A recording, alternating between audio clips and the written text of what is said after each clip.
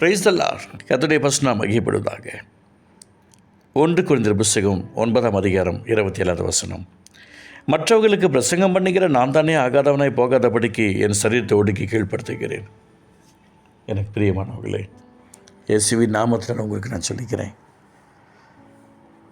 பிரசங்கம் பண்ணுவதற்கு மைக்கு தான் அப்படின்றதுலாம் அவசியம் கிடையாது. எனக்கு நிறைய பேர் தெரியும், மைக் இல்லாமல் அழகாக வசனத்தை சொல்லுகிற எத்தனையோ பெரியவர்கள் எனக்கு தெரியும். உங்களுக்கு நான் சொல்கிறேன், இயேசுவை பற்றி பேசுகிற தைரியம் நமக்குள்ளே இருக்கிறது. நிறைய நேரங்களில் அந்த அன்பு பிரசன்னம் நமக்குள்ளே கடந்து வரும்போது வைரக்கமாக பேசிக்கிறோம், கண்ணீரோடு பேசிக்கிறோம், ஜபத்தோடு பேசிக்கிறோம், பாடலோடு பேசிக்கிறோம், கர்த்தருடைய வார்த்தையை சொல்லி பேசிக்கிறோம். எப்படினாலும் பரவாயில்ல, உங்களுக்கு நான் சொல்கிறேன், நாம் இடராமல் இருக்கணும் அப்படின்னு சொன்னால், நாம் விழுந்து போகாமல் இருக்கணும் அப்படின்னு சொன்னால், நம்முடைய சரீரத்தை நாம் தான் ஒடுக்கணும், நம்முடைய ஆத்மாவை நாம் தான் ஒடுக்கணும், நம்ம ஆவியை நாம் தான் ஒடுக்கணும். இந்த சரீரத்தை ஒடுக்கும்போது தான் இந்த ஆத்மா கர்த்தருக்காக ஓடும். இந்த சரீரத்தை ஒடுக்கும்போது தான் இந்த ஆவி கர்த்தருக்காக ஓடும். என்னங்க அர்த்தம்?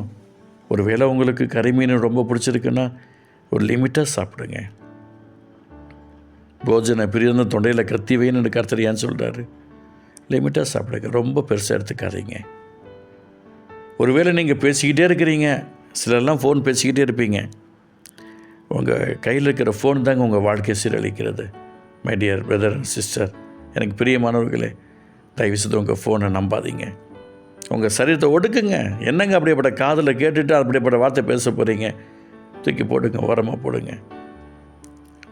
எத்தனை மணி நேரம் நம்ம ஒரு நாளைக்கு ஃபோனில் உட்காந்துருக்கணும், கொஞ்சம் செக் பண்ணுங்கள்.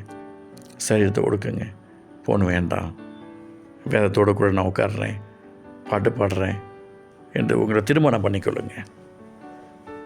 எனக்கு நிறைய பேரை அவருடைய நாமத்திற்காக ஓடிக்கொண்டிருக்கிறவங்களுக்கு தெரியும். நான் உங்களுக்கு சொல்கிறேன், சிலர்லாம் சொல்லுவாங்க, ஏன் இப்படி சரீரத்தை வீணாக்குறீங்க, நல்லா சாப்பிட்டு ரெஸ்ட் எடுங்கன்னு சொல்லுவாங்க.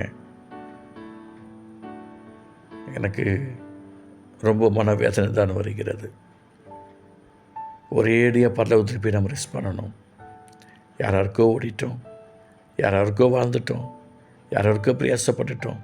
இருக்கிற ஒரு வாழ்க்கை யாராருக்கோ கொடுத்தோமே, இப்போது நம்முடைய வாழ்க்கையை மறுரூபப்படுத்தியிருக்கிறாரே, ஏன் இந்த சரீரத்தை அவருக்கு என்று பயன்படுத்தப்படக்கூடாதா? இந்த சரீரத்தை அவருடைய நாமத்திற்காக பயன்படுத்தப்படக்கூடாதா? இந்த சரீரத்தை அவருடைய அன்பு பிரசனத்துக்காக பயன்படுத்தப்படக்கூடாதா? எத்தனையோ சரீரம் சுட்டரிக்கப்பட்டு கொண்டிருக்கிறது. எத்தனையோ சரீரம் கோயில் குளம் என்றெல்லாம் சுட்டரித்து கொண்டிருக்கிறார்கள், ஓடிக்கொண்டிருக்கிறார்கள். இந்த திருவண்ணாமலை மலையை சுற்றுவதற்கு மலையிறதுக்கு கூட்டம் கூட்டமாய் லட்ச லட்சமாய் வருகிறார்கள். அந்த வெயில்லையும் காலில் செருப்பு இல்லாமல் நடக்கிறாங்க. அவனுடைய பிள்ளைக்கு எப்படிங்க இருக்கிறோம்? இடுப்பு வலிக்க முழங்கல் படி இருக்கிறீர்களா?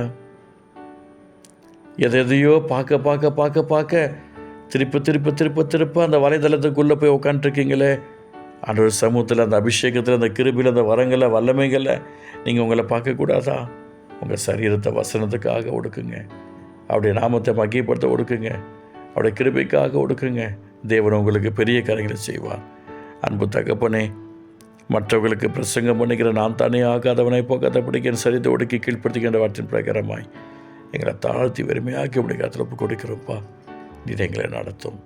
இயேசு நல்ல பிதாவே. ஆமென், ஆமென்.